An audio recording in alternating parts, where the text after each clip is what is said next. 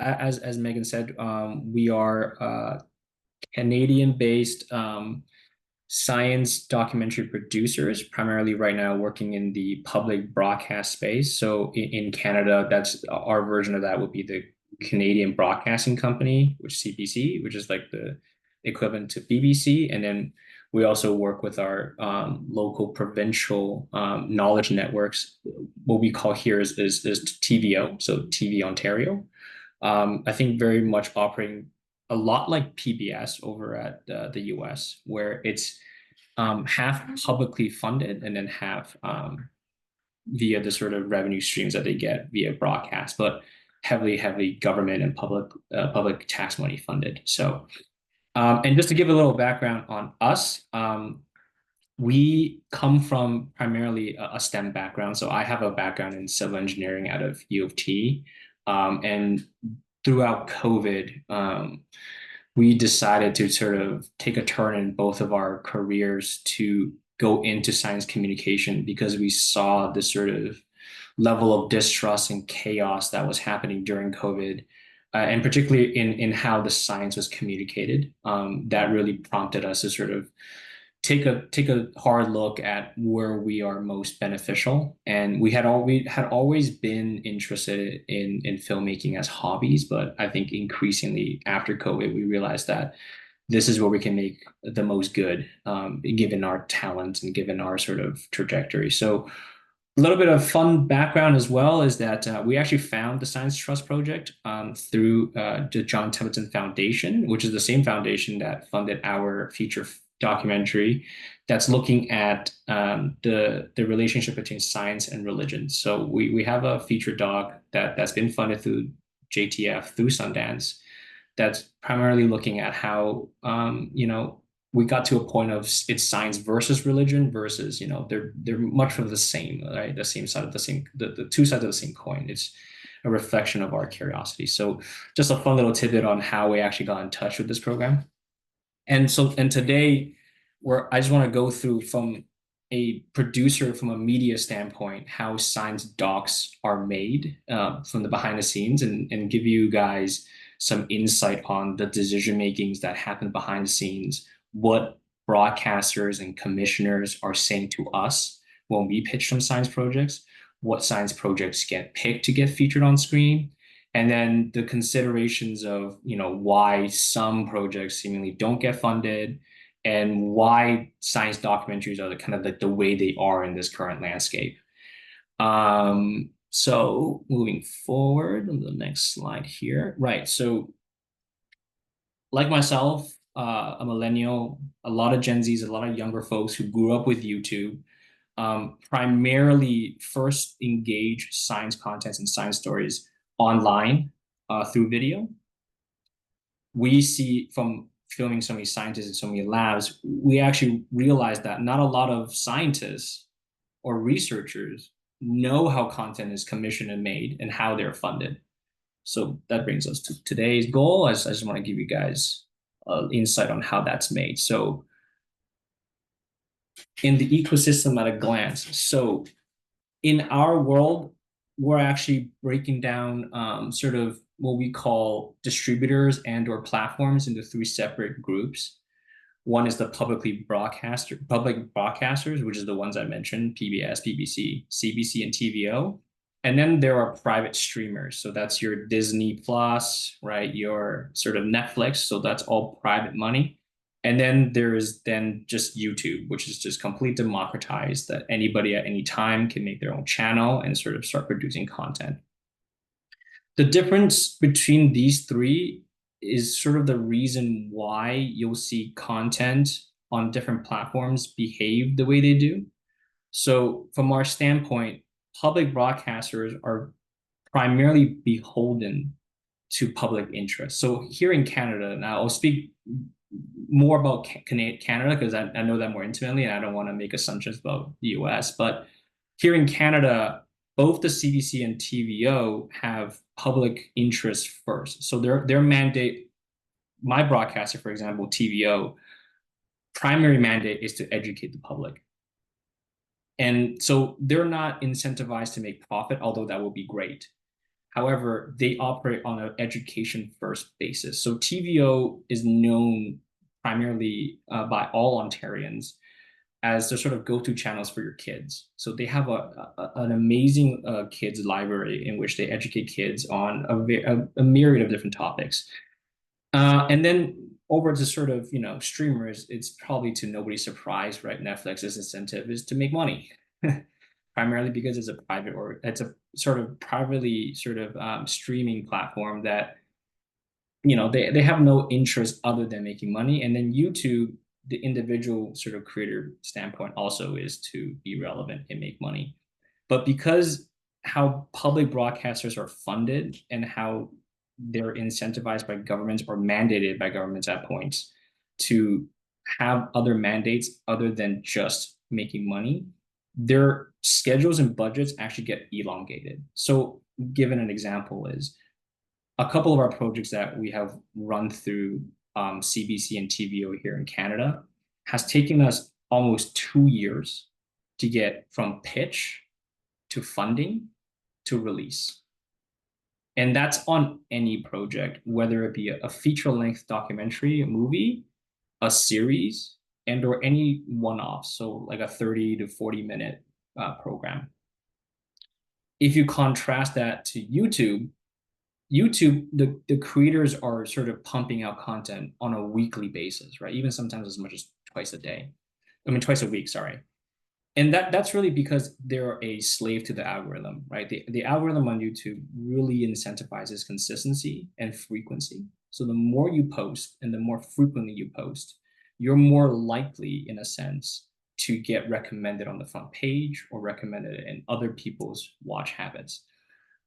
But in this disparity alone, you can already start to see, and we'll touch base on this later as well, is that you begin to see that there is a huge disparity of the type of content that public broadcasters and even sometimes streamers are able to produce versus the content on YouTube, which then becomes, right now in our industry, becomes this sort of squeeze point where a lot of the attention and a lot of the money is going to where YouTube is, because everybody is spending more time on that platform simply because the volume of content that is just pumping out on a daily basis, weekly basis, versus public broadcasters.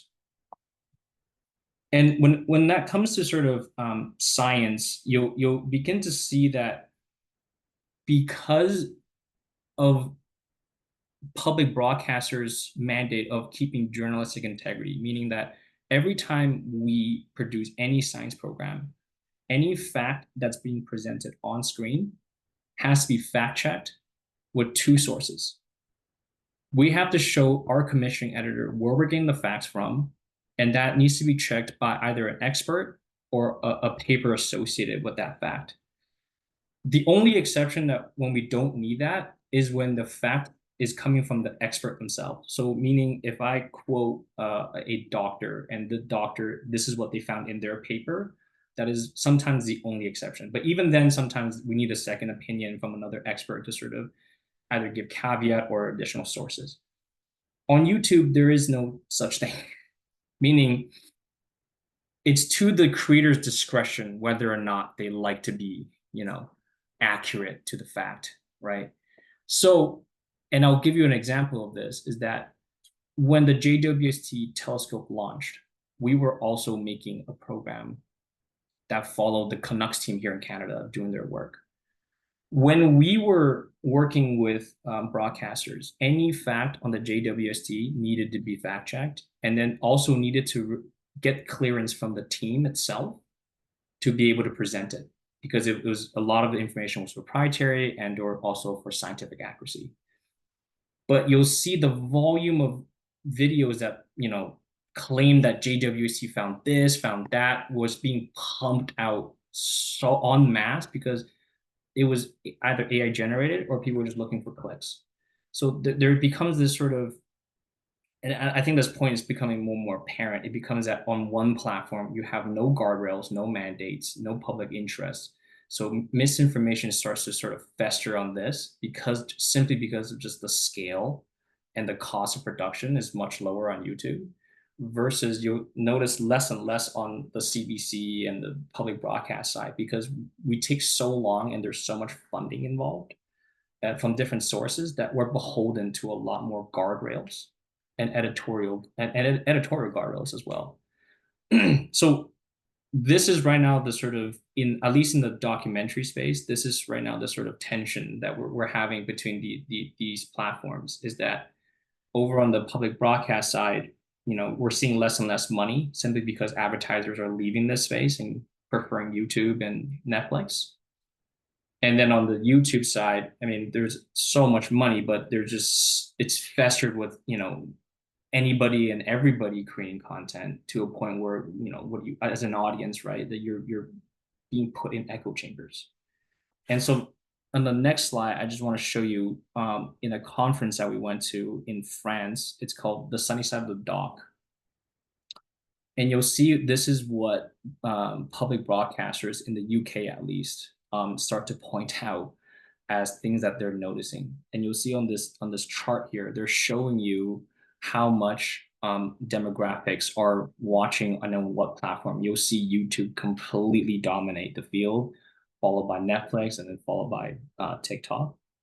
And then the key takeaways here is that I just want to sort of point out is that they even point out here, YouTube is pivotal, especially for younger audiences. But in terms of genres that are performing well for broadcasters behind the scenes, what they're particularly looking at are true crime, as a surprise to nobody, sports, biography, but namely they named science. And in a lot of private conversations that we've had with broadcasters in Europe, particularly BBC, RT France, ZDF, they've always said to us that science as a genre to them is a evergreen topic, meaning that it's just had this consistent performance no matter the sort of era they've been in. So there is a very high interest among the public audience, and especially in the sort of what we call like in this industry, what we call like the sort of white whale demographic is the 25 to 34-year-olds, is that science still performs consistently well as a genre across all platforms in this age range and in this demographic, male and female.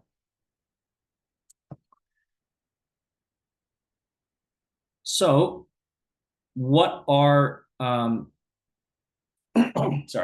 what are commissioners looking for when they want to produce programs for their slate?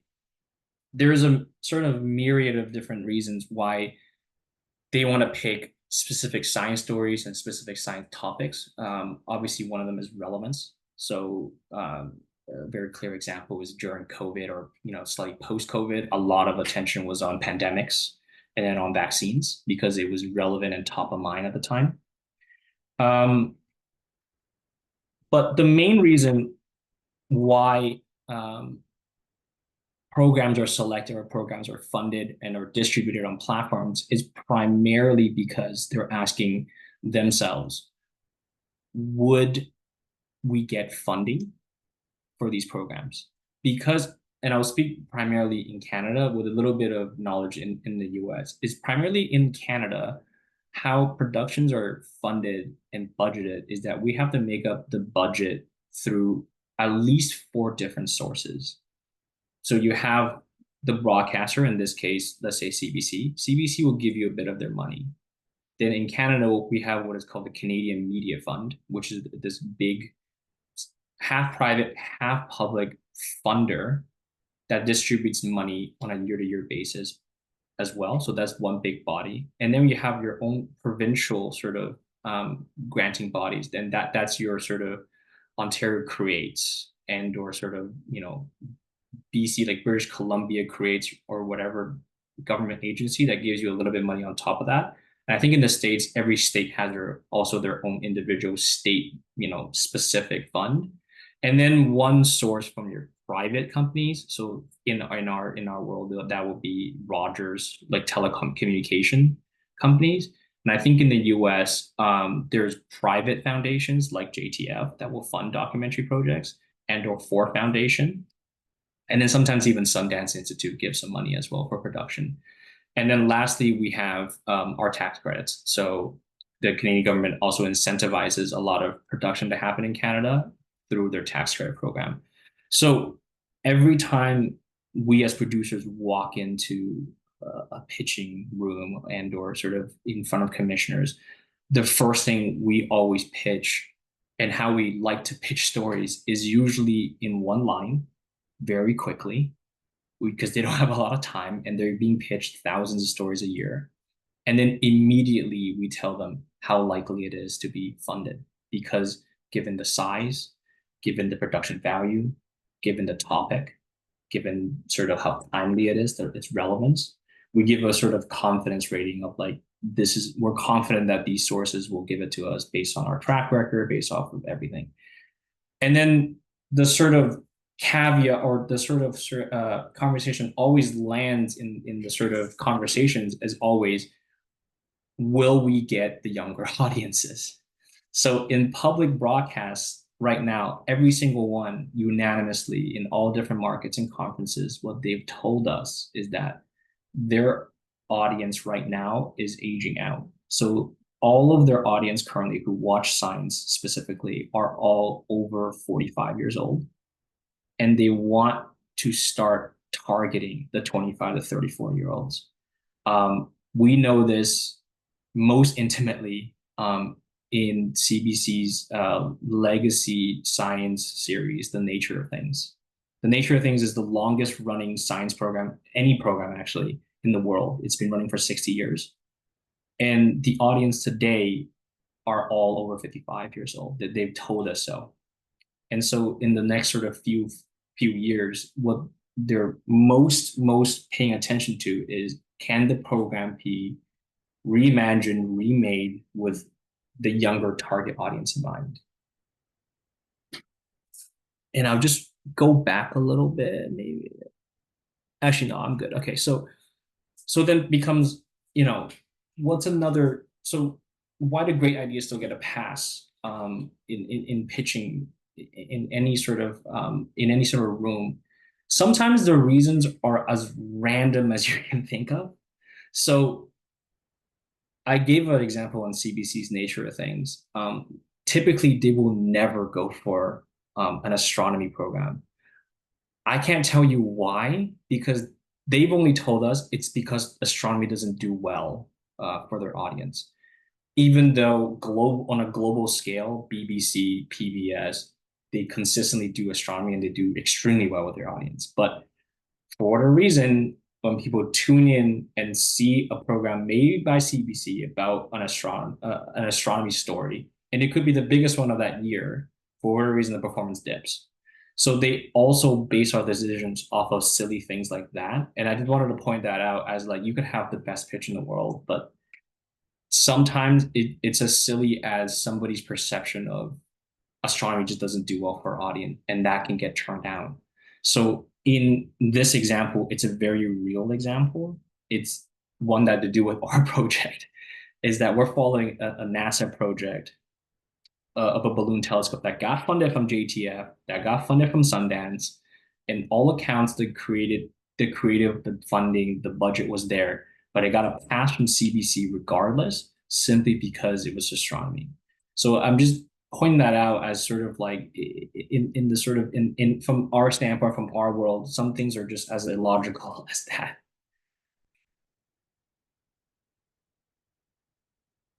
Moving on. So then that sort of, in a real sense, informs what producers are looking for, right? When they approach scientists and or research groups to feature in a documentary. So, I mean, because CBC told us that astronomy doesn't work, doesn't mean I'm never gonna produce an astronomy documentary. In fact, I'm doing two of them. But it does dictate like how producers will approach scientists, and I think this is the most interesting thing I can sort of insight I can give to a scientific body and the scientific community is that producers always the number one thing that we're all looking to accomplish is to get funded and get the production started as soon as possible, and that is based off of a couple of things. In documentary, we say access is everything. Um, no one will talk to us if we don't have access to the right groups, to the right people.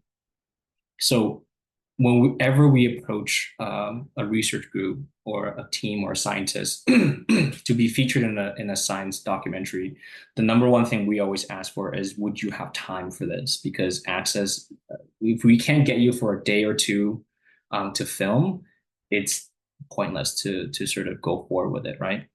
And then what commissioners often look for is, are the characters great? So it's kind of crass to kind of call, real life working scientist characters, but in a real sense, in the pitching rooms, that's what, scientists are referred to as, because they're characters on a screen, because they're still very much looking at these stories as entertainment. So they want their subjective sort of view on characters as charismatic, funny, right, personable. But then it's up to the producers actually to pitch the scientists as such, meaning that the commissioning editors from broadcasters and streamers never one-to-one interact with scientists. They always do it through the producers. So the producers, we create what is called like a treatment, and it's very much the same thing as a grant proposal. In that we sort of detail each individual person. Sometimes we give quotes to stuff they say to kind of give a sense of personality on paper. But most of the time is we'll film a demo. So we'll film a little bit of the characters. Number one, to show that we have access, to show that these people can be reached and can be filmed. And then number two is to show what they're like on camera. So the commissioning editor can sort of make a decision based off of what they see. And a lot of times, I'll say this, is that the personality of the scientists actually impact the decisions that the producers, the commission editors make. Meaning that I can have a very personable scientist, very charismatic, very early career, and that can sometimes be enough for a commissioning editor to say, that's great, this project is great, I love this character, go forward with it. It could just be purely on character alone. And then lastly, it's budgets and timelines. That doesn't have anything pertaining to scientists. I'm just letting you know that these are on top of mind for producers when they do approach any scientists for to appear on their programs. And then lastly, depending on sort of the type of story and the type of, I guess, research being featured, there are restrictions. So to give another example, the Howard Hughes Medical Institute, or the foundation, HHMI, produced documentaries through their Tangled Bank Studios. That's what they call it.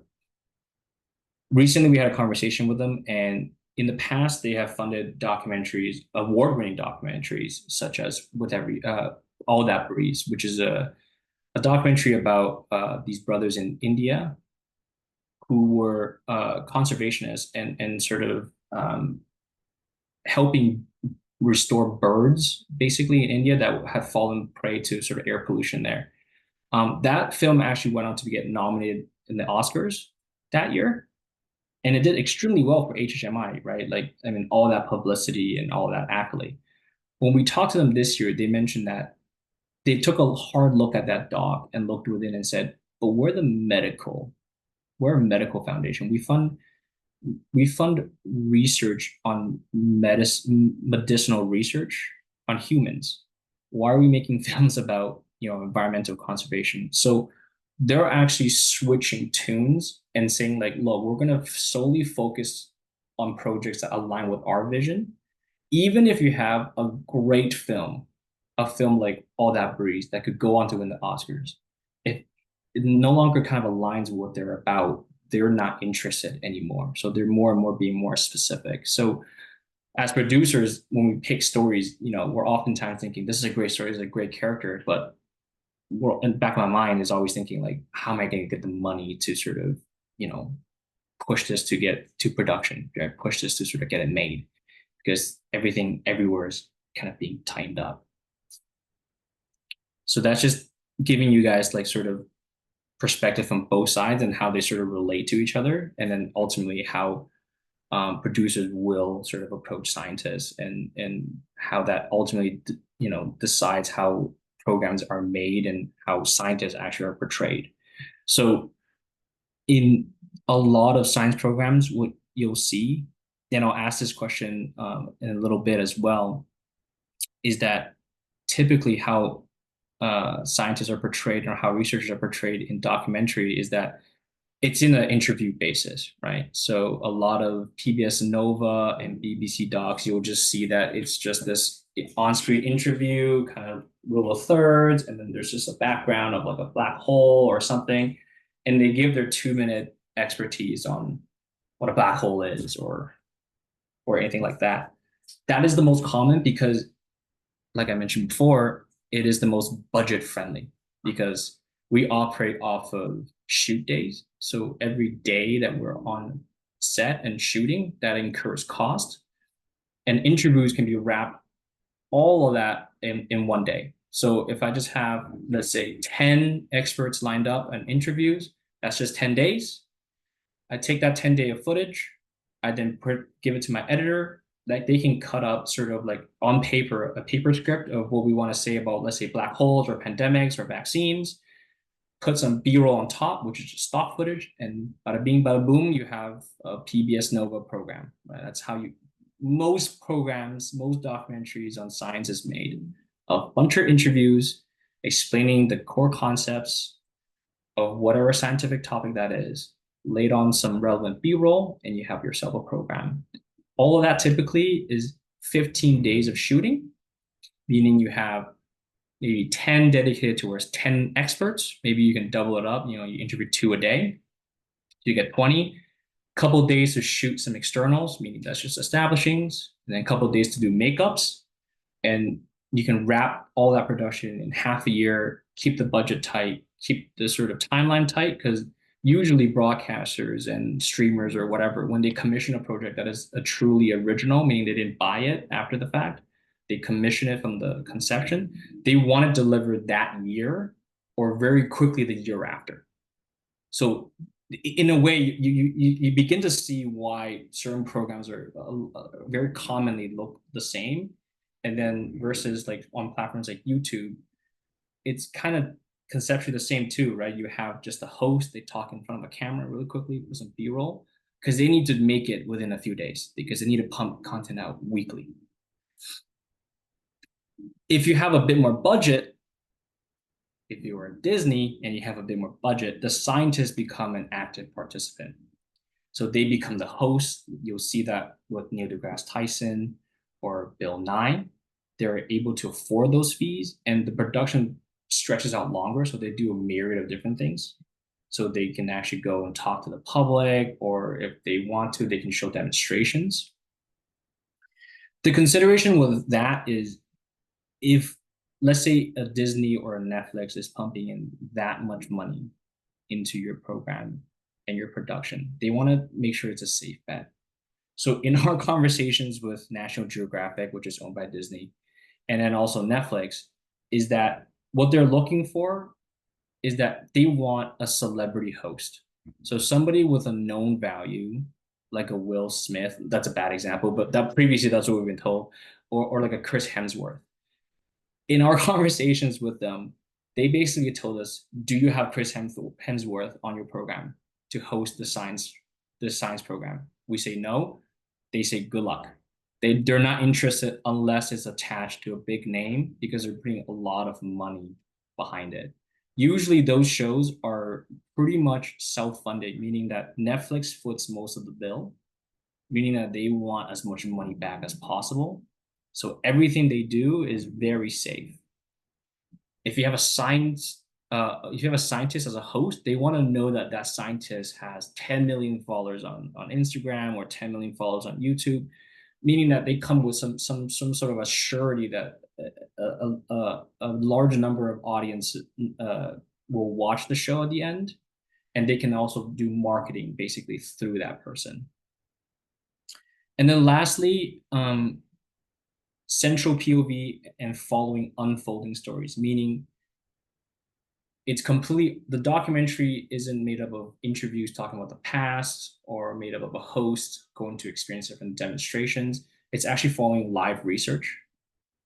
And you see that it's very rare, but you do see that in a few featured documentary movies. In fact, we're making one, but those documentaries take a long time because you're following unfolding research and you need a lot of funding, and that funding needs to stretch you like 5, maybe sometimes 10 years to sort of bring that story to life. Those are extremely rare given the timeline and given the budget. So you really, really rarely you'll see a truly sort of central POV piece or unfolding piece from that end in terms of the documentary space. I mean, I can name off the top of my mind just a few that we saw, uh, like Particle Fever that follows, the construction of the CERN particle collider, and the most unknown, which is also following like I think a set of 5 scientists as they do their work, and they sort of do this sort of baton to sort of share their stories. But those are far and few between. So that takes me to my sort of discussion point is I just want to know from everybody's perspective. I'm sure everyone here has watched science documentaries at one point. It's just, what do you think, from your perspective, is the most common portrayal of research and science in contemporary documentaries and online content?